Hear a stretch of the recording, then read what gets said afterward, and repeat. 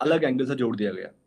मैं उस और अलग एंगल पे जाना नहीं चाहता क्योंकि मेरा वो इश्यू ही नहीं है। मैं आपसे ये पूछना चाहता पर हूँ, मेरा क्या इशू है। क्या हम्म, कभी राधिका हम्म। ने आपको बाद में बताया कि उन पर किसी तरीके का प्रेशर है बिकॉज वो आपके साथ काम कर रही थी, या ये वीडियो रिलीज हुआ? अ,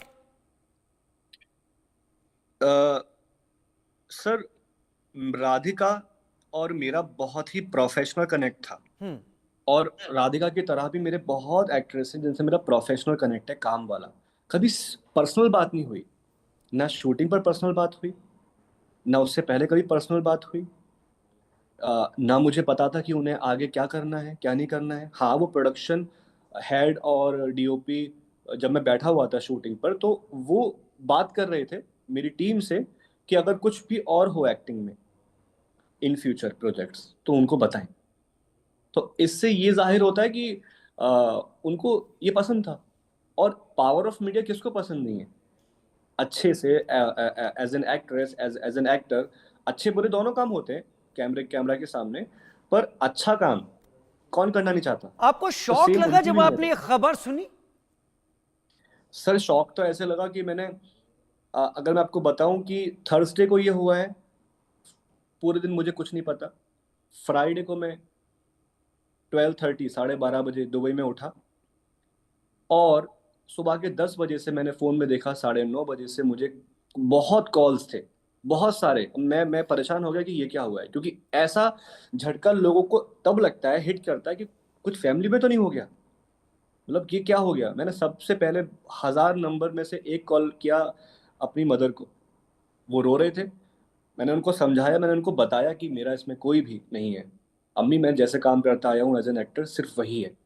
और मैं अब एक तो उनको शांत कर रहा था, ऊपर से मेरे दिल दिमाग में 100 चीजें घूम रही हैं, क्योंकि मैंने हम्म।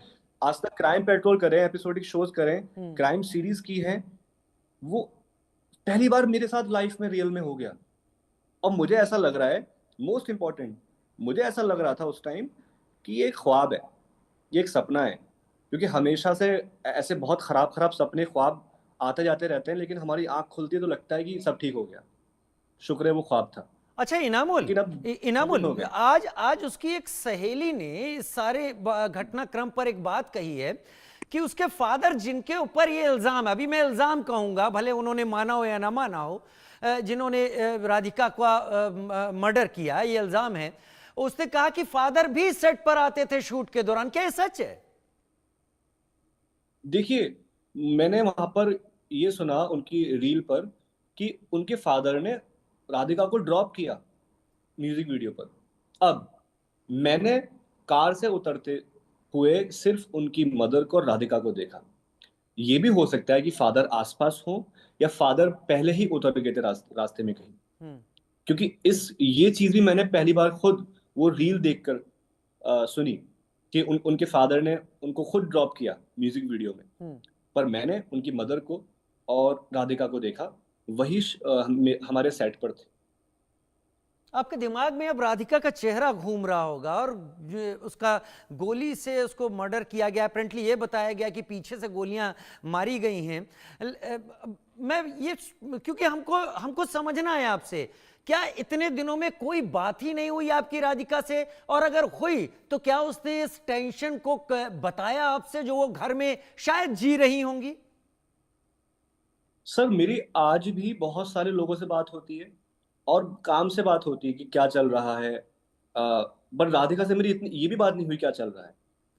बहुत सारे लोगों की पर्सनल प्रॉब्लम मुझे आज भी नहीं पता है, और लोगों को मेरी पर्सनल प्रॉब्लम आज भी नहीं पता है। सेम लाइक राधिका के साथ में अगर कोई बात होती थी, तो 3 महीने पहले एक ज्वेलरी शूट आया था एक क्लाइंट की तरफ से। मैंने 2-3 एक्ट्रेस को भेजा जो दिल्ली में है। राधिका भी थी। राधिका ने बोल पूछा कि बजट क्या है इसका। मैंने मैंने उनको बजट बताया।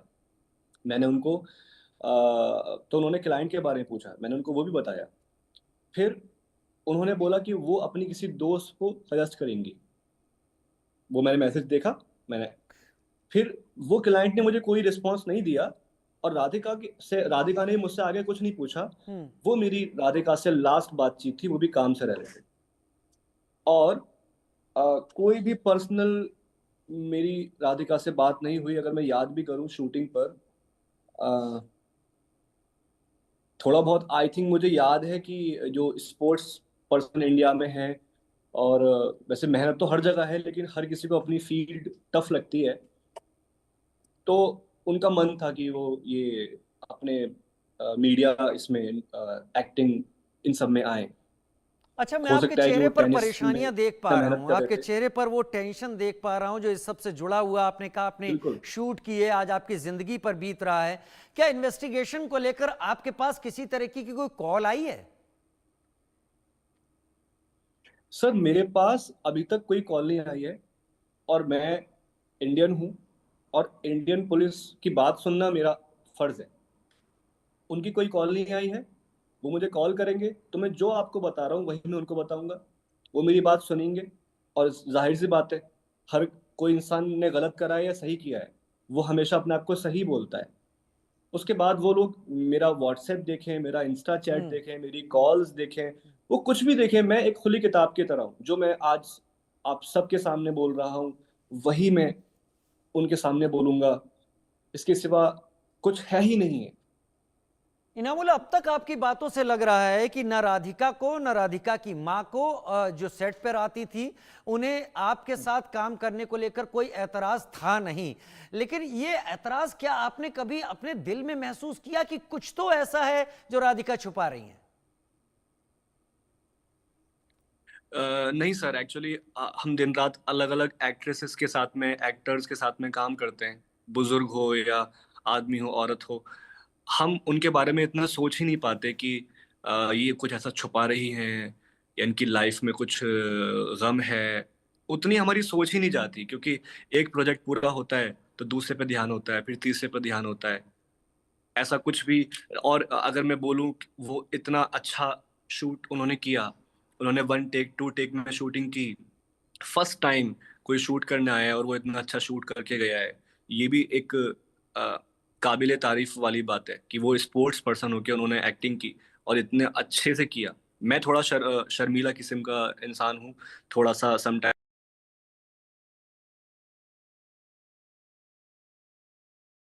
चेहरे पर मुझे कोई परेशानी नहीं दिखी। और बात बात करें कि आप ठीक है। मेरे तरफ बोलें, मेरी परेशानी तो ये है सर। बहुत छोटा सा जवाब आपसे चाहिए, क्या आप राधिका को मिस कर रहे हैं? सर राधिका को पूरा हिंदुस्तान मिस कर रहा है, और मैंने उनके साथ में गाना किया है।